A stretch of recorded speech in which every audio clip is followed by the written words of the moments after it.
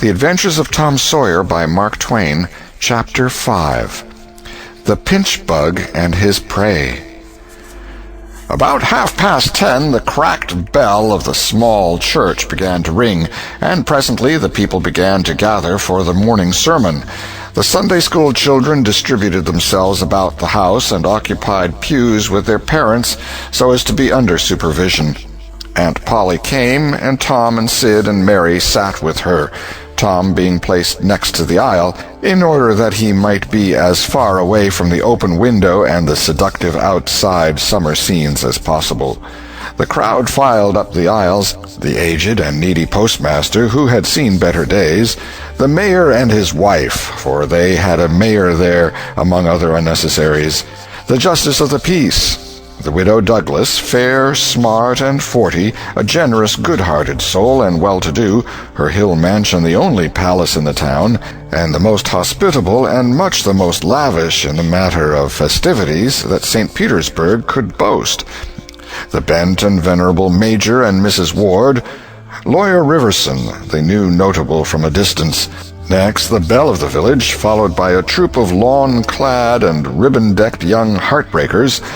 Then all the young clerks in town in a body, for they had stood in the vestibule sucking their cane heads, a circling wall of oiled and simpering admirers, till the last girl had run their gauntlet.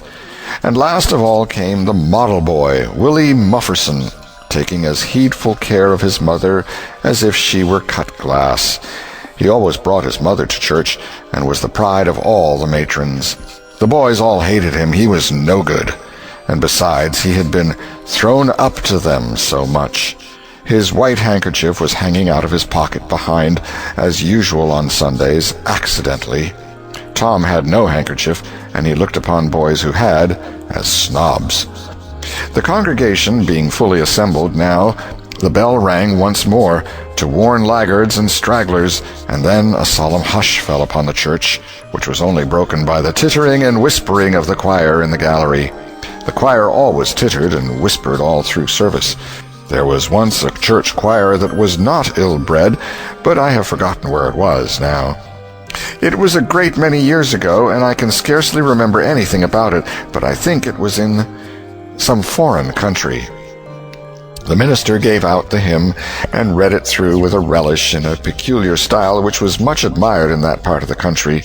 His voice began on a medium key and climbed steadily up till it reached a certain point, where it bore with strong emphasis upon the topmost word, and then plunged down as if from a springboard.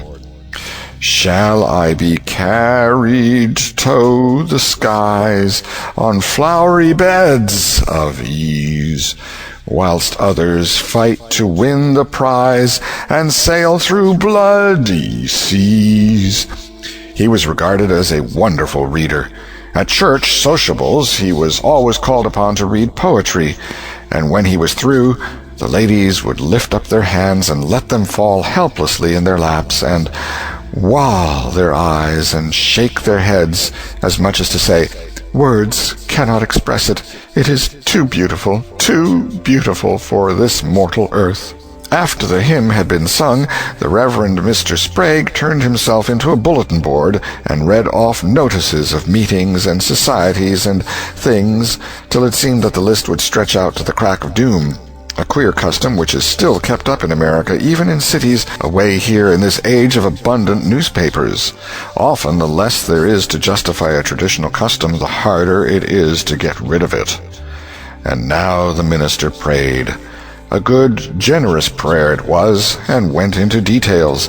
It pleaded for the church and the little children of the church, for the other churches of the village, for the village itself, for the county, for the state officers, for the United States, for the churches of the United States, for Congress, for the President, for the officers of the government, for poor sailors tossed by stormy seas, for the oppressed millions groaning under the heel of European monarchies and Oriental despotisms, for such as have the light and the good tidings, and yet have not eyes to see nor ears to hear withal, for the heathen in the far islands of the sea, and closed with a supplication that the words he was about to speak might find grace and favor, and be as seeds sown in fertile ground, yielding in time a grateful harvest of good. Amen. There was a rustling of dresses, and the standing congregation sat down. The boy whose history this book relates did not enjoy the prayer. He only endured it, if he even did that much. He was restive all through it. He kept tally of the details of the prayer unconsciously, for he was not listening, but he knew the ground of old and the clergyman's regular route over it, and when a little trifle of new matter was interlarded, his ear detected it and his whole nature resented it. He considered additions unfair and scoundrelly. In the midst of the prayer, a fly had lit on the back of the pew in front of him, and tortured his spirit by calmly rubbing its hands together, embracing its head with its arms, and polishing it so vigorously that it seemed to almost part company with the body, and the slender thread of a neck was exposed to view. Scraping its wings with its hind legs and smoothing them to its body as if they had been coat-tails, going through its whole toilet as tranquilly as if it knew it was perfectly safe, as indeed it was, for as sorely as Tom's hands itched to grab for it, they did not dare. He believed his soul would be instantly destroyed if he did such a thing while the prayer was going on. But with the closing sentence his hand began to curve and steal forward, and the instant the Amen was out, the fly was a prisoner of war. His aunt detected the act and made him let it go. The minister gave out his text and droned along monotonously through an argument that was so prosy that many a head by and by began to nod, and yet it was an argument that dealt in limitless fire and brimstone and thinned the predestined elect down to a company so small as to be hardly worth the saving. Tom counted the pages of the sermon. After church he always knew how many pages there had been, but he seldom knew anything else about the discourse. However, this time he was really interested for a little while. The minister made a grand and moving picture of the assembling together of the world's hosts at the millennium, when the lion and the lamb should lie down together and a little child should lead them. But the pathos, the lesson, the moral of the great spectacle were lost upon the boy. He only thought of the conspicuousness of the principal character before the onlooking nations. His face lit with the thought, and he said to himself that he wished he could be that child, if it was a tame lion. Now he lapsed into suffering again, as the dry argument was resumed. Presently he bethought him of a treasure he had, and got it out. It was a large black beetle with formidable jaws, a pinch-bug he called it. It was in a percussion cap box. The first thing the beetle did was to take him by the finger. A natural fillip followed. The beetle went floundering into the aisle and lit on its back, and the hurt finger went into the boy's mouth. The beetle lay there working its helpless legs, unable to turn over. Tom eyed it and longed for it, but it was safe out of his reach. Other people uninterested in the sermon found relief in the beetle, and they eyed it too. Presently a vagrant poodle dog came idling along, sad at heart, lazy with the summer softness and the quiet, weary of captivity, sighing for change. He spied the beetle. The drooping tail lifted and wagged. He surveyed the prize, walked around it, smelt at it from a safe distance, walked around it again, grew bolder, and took a closer smell, then lifted his lip and made a gingerly snatch at it, just missing it, made another and another, began to enjoy the diversion, subsided to his stomach with the beetle between his paws, and continued his experiments. Grew weary at last, and then indifferent and absent-minded. His head nodded, and little by little his chin descended and touched the enemy, who seized it. There was a sharp yelp, a flirt of the poodle's head, and the beetle fell a couple of yards away and lit on its back once more. The neighboring spectators shook with a gentle inward joy. Several faces went behind fans and handkerchiefs, and Tom was entirely happy. The dog looked foolish, and probably felt so, but there was resentment in his heart too, and a craving for revenge.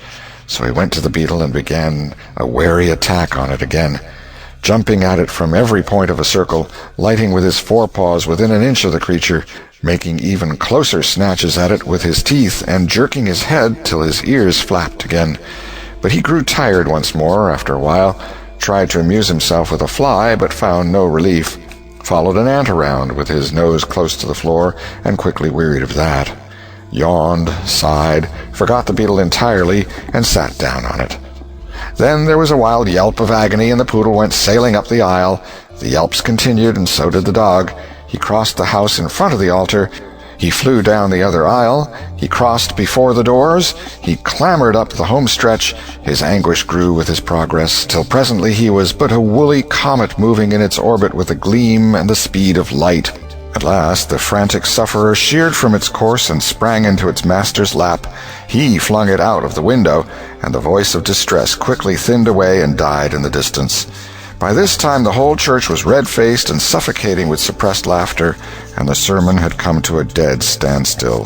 The discourse was resumed presently, but it went lame and halting, all possibility of impressiveness being at an end, for even the gravest sentiments were constantly being received with a smothered burst of unholy mirth, under cover of some remote pew-back, as if the poor parson had said a rarely facetious thing.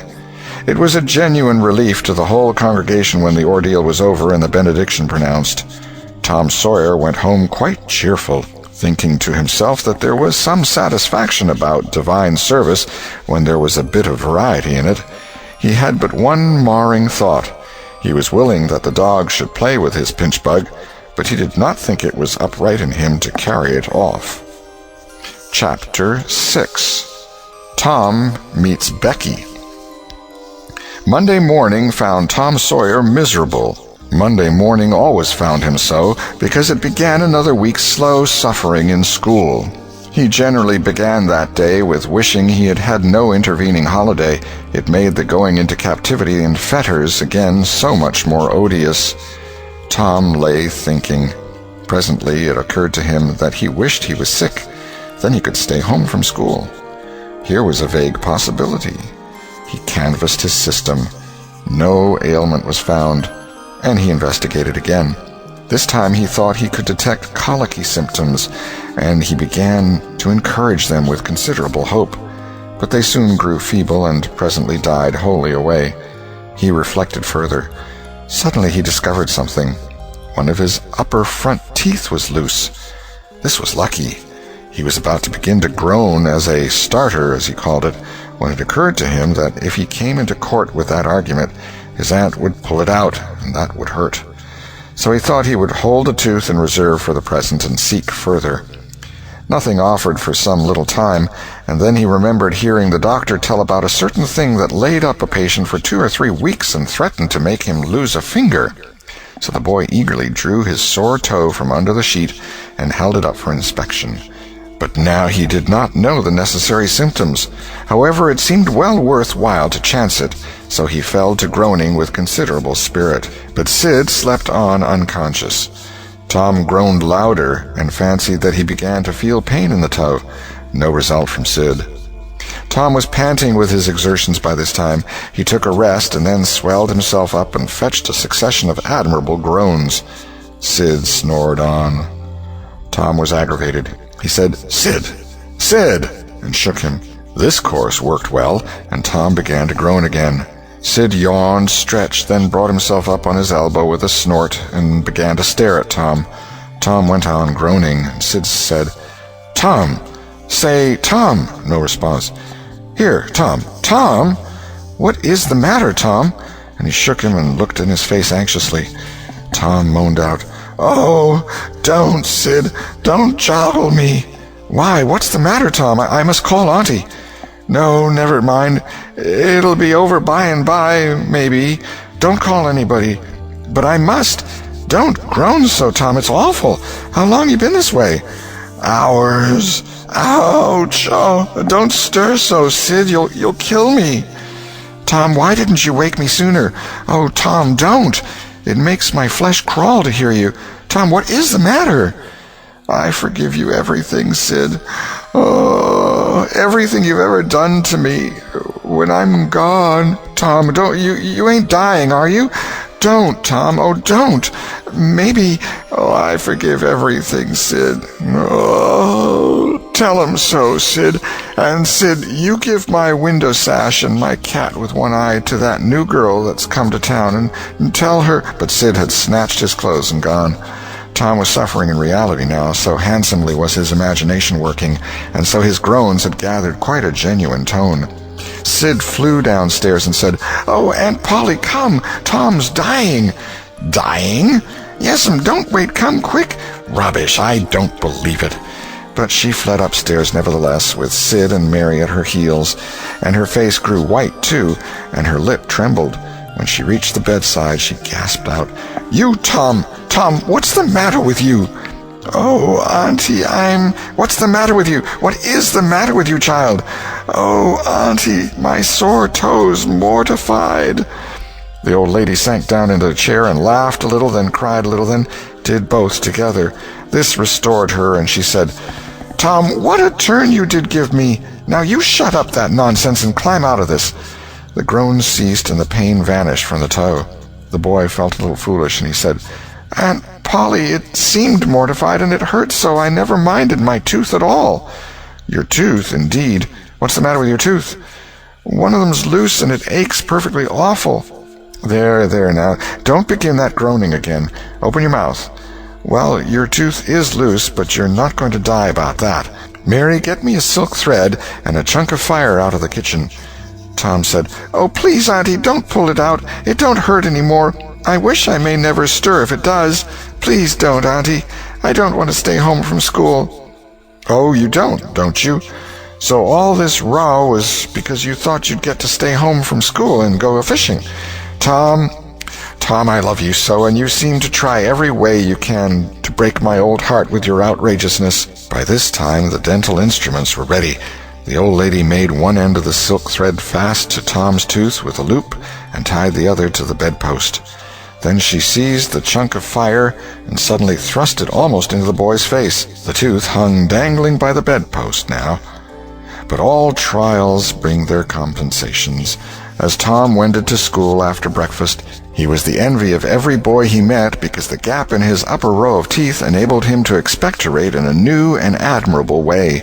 He gathered quite a following of lads interested in the exhibition, and one that had cut his finger and had been a center of fascination and homage up to this time now found himself suddenly without an adherent and shorn of his glory.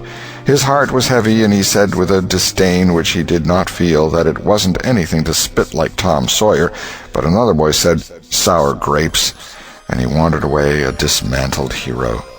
Shortly Tom came upon the juvenile pariah of the village, Huckleberry Finn, son of the town drunkard. Huckleberry was cordially hated and dreaded by all the mothers of the town because he was idle and lawless and vulgar and bad, and because all their children admired him so, and delighted in his forbidden society, and wished they dared to be like him.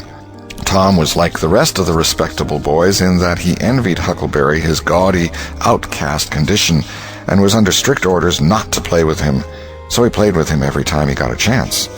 Huckleberry was always dressed in the cast-off clothes of full-grown men, and they were in perennial bloom and fluttering with rags. His hat was a vast ruin with a wide crescent lopped out of its brim. His coat, when he wore one, hung nearly to his heels and had the rearward buttons far down the back, but one suspender supported his trousers. The seat of the trousers bagged low and contained nothing. The fringed legs dragged in the dirt when not rolled up. Huckleberry came and went at his own free will. He slept on doorsteps in fine weather and in empty hogsheads in wet. He did not have to go to school or to church or call any being master or obey anybody. He could go fishing or swimming when and where he chose, and stay as long as it suited him. Nobody forbade him to fight. He could sit up as late as he pleased. He was always the first boy that went barefoot in the spring and the last to resume leather in the fall. He never had to wash nor put on clean clothes. He could swear wonderfully. In a word, everything that goes to make life precious, that boy had. So thought every harassed, hampered, respectable boy in St. Petersburg. Tom hailed the romantic outcast. "Hello, Huckleberry." "Hello yourself, and see how you like it." "What's that you got?" "Dead cat." "Let me see him, Huck. My, he's pretty stiff. Where'd you get him?" "Bought him off in a boy." "What'd you give?" "I give a blue ticket and a bladder that I got at the slaughterhouse." "Where'd you get the blue ticket?" "Bought it off in Ben Rogers 2 weeks ago for a hoop stick." "Say, What is dead cats good for, Huck? Good for? Cure warts with. No, is that so? I know something that's better. I bet you don't. What is it? Why, spunk water. Spunk water? I wouldn't give a darn for spunk water. You wouldn't you? Did you ever try it? No, I ain't. But Bob Tanner did. Who told you so? Why, he told Jeff Thatcher, and Jeff told Johnny Baker, and Johnny told Jim Hollis, and Jim told Ben Rogers, and Ben told a nigger, and the nigger told me. There now. Well, what of it? They'll all lie, leastwise all but the nigger. I don't know him, but I never see a nigger that wouldn't lie. Shucks. Now you tell me how Bob Tanner done it, Huck. Why, he took and dipped his hand in a rotten stump where the rainwater was. In the daytime? Certainly. With his face to the stump? Yes. Least I reckon so. Did he say anything? I don't reckon he did. I don't know. Aha. Talk about trying to cure warts with spunk water such a blame fool way as that. Why, that ain't going to do any good. You got to go all by yourself to the middle of the woods where you know there's a spunk water stump, and just as it's midnight, you back up against the stump and jam your hand in and say, barleycorn, Injun meal shorts, spunk water, swallow these warts, and then walk away quick 11 steps with your eyes shut, and then turn around 3 times and walk home without speaking to anybody, because if you speak, the charm's busted. Well, that sounds like a good way, but that ain't the way Bob Tanner done. No, sir, you can bet he didn't, because he's the wartiest boy in this town, and he wouldn't have a wart on him if he'd known how to work spunk water. I've took thousands of warts off my hands that way, Huck. I play with frogs so much I've always got considerable many warts. Sometimes I take 'em off with a bean. Yes, bean's good. I've done that. Have you? What's your way? You take and split the bean and cut the wart so as to get some blood, and then you put the blood on one piece of the bean and take and dig a hole and bury it about midnight at the crossroads in the dark of the moon, and then you burn up the rest of the bean. You see, that piece that's got the blood on it will keep drawing and drawing, trying to fetch the other piece to it, and so that helps the blood to draw the wart, and pretty soon off she comes. Yes, that's it, Huck, that's it. Though when you're burying it, if you say, down bean, off wart, come no more to bother me, it's better. That's the way Joe Harper does, and he's been nearly to Coonville and most everywheres. But say, how do you cure 'em with dead cats? Why, you take your cat and go and get in the graveyard long about midnight when somebody that was wicked has been buried, and when it's midnight a devil will come, or maybe 2 or 3, but you can't see him. You can only hear something like the wind, or maybe hear him talk. And when they're taking that feller away, you heave your cat after him and say, devil follow corpse, cat follow devil, warts follow cat, I'm done with you. And that'll fetch any wart. Sounds right. Did you ever try it, Huck? No, but old Mother Hopkins told me. Well, I reckon it's so then, because they say she's a witch. Say? Why, Tom, I know she is. She witched Pap. Pap says so his own self. He come along one day and he see she was a witching him, so he took up a rock, and if she hadn't dodged, he'd have got her. Well, that very night he rolled off in the shed where he was a-layin' drunk and broke his arm. Why, that's awful. How did he know she was a witching him? Lord, Pap can tell easy. Pap says when they keep looking at you right stiddy, they're witching you, especially if they mumble. 'Cause when they mumble, they're saying the Lord's Prayer backwards. Say, Hucky, when you going to try the cat? Tonight. I reckon they'll come after old Hoss Williams tonight. But they buried him Saturday. Didn't they get him Saturday night? Why, how you talk. How could their charms work till midnight, and then it's Sunday? Devils don't slosh around much of a Sunday, I don't reckon. I never thought of that. That's so. Let me go with you. Of course, if you ain't afeard. Afeard? 'Tain't likely. Will you meow? Yes, and you meow back, if you get a chance. Last time you kept me a-meowing around till old Hayes went to throwing rocks at me and says, darn that cat, and so I hove a brick through his window. But don't you tell. I won't.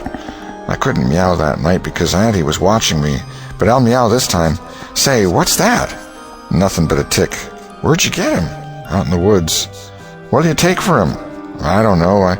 I don't want to sell 'em."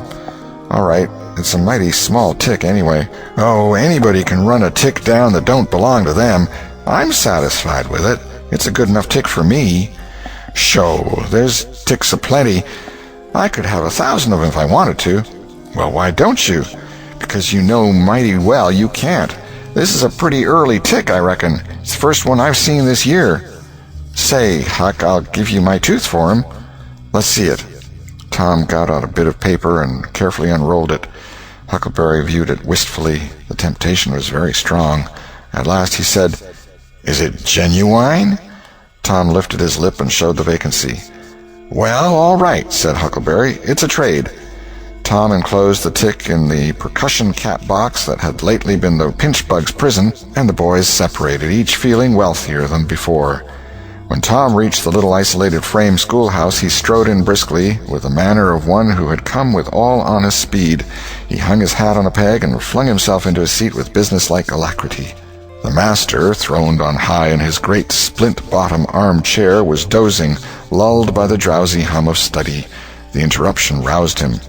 "Thomas Sawyer?" Tom knew that when his name was pronounced in full, it meant trouble. "Sir." "Come up here.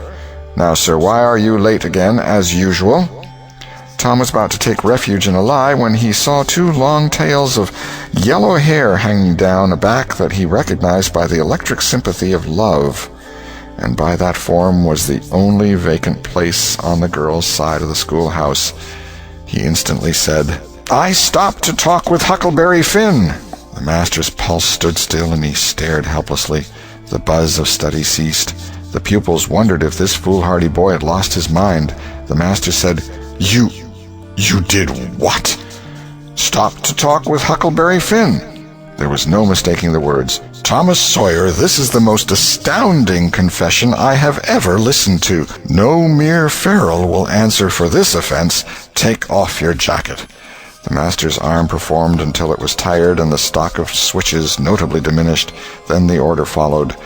"Now, sir, go and sit with the girls, and let this be a warning to you." The titter that rippled around the room appeared to abash the boy, but in reality that result was caused rather more by his worshipful awe of his unknown idol, and a dread pleasure that lay in his high good fortune.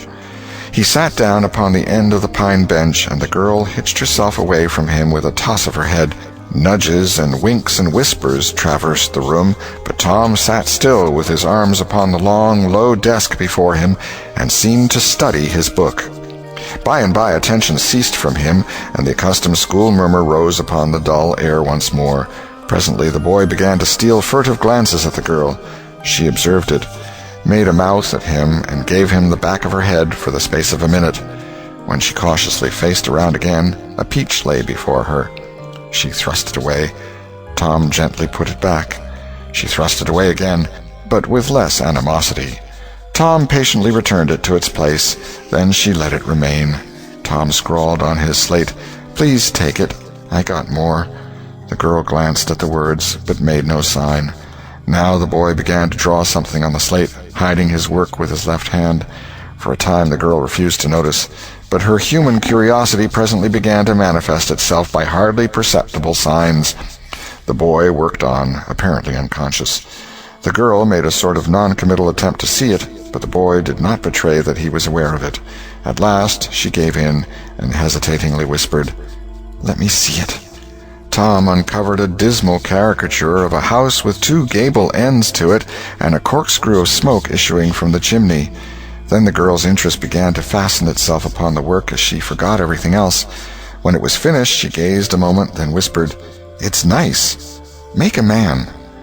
The artist erected a man in the front yard that resembled a derrick. He could have stepped over the house, but the girl was not hypercritical. She was satisfied with the monster and whispered, "It's a beautiful man. Now make me coming along." Tom drew an hourglass with a full moon and straw limbs to it, and armed the spreading fingers with a portentous fan. The girl said, "It's ever so nice. I wish I could draw." "It's easy," whispered Tom. "I'll learn you." "Oh, will you? When?" "At noon. Do you go home to dinner?" "I'll stay if you will." "Good. That's a whack. What's your name?" "Becky Thatcher." What's yours? Oh, I know. It's Thomas Sawyer. That's the name they lick me by. I'm Tom when I'm good. You can call me Tom, will you? Yes. Now Tom began to scrawl something on the slate, hiding the words from the girl, but she was not backward this time. She begged to see. Tom said, "Oh, it ain't anything." "Yes, it is." "No, it ain't. You don't want to see it." "Yes, I do. Indeed I do. Please let me." "You'll tell." "No, I won't. Deed and double deed I won't." "You won't tell anybody at all? Ever as long as you live?" "No, I won't ever tell anybody. Now let me." "Oh, you don't want to see." "Now that you treat me so, I will see." And she put her small hand upon his, and a little scuffle ensued, Tom pretending to resist in earnest, but letting his hand slip by degrees till these words were revealed: "I love you." "Oh, you bad thing!" And she hit his hand a smart rap, but reddened and looked pleased nevertheless.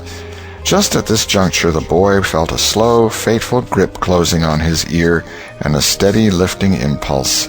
In that vice he was borne across the house and deposited in his own seat under a peppering fire of giggles from the whole school. Then the master stood over him during a few awful moments, and finally moved away to his throne without saying a word. But although Tom's ear tingled, his heart was jubilant. As the school quieted down, Tom made an honest effort to study, but the turmoil within him was too great.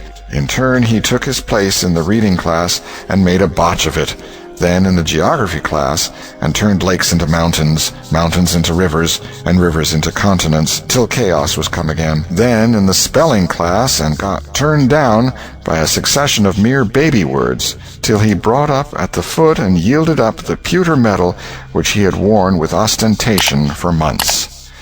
End of chapter 6.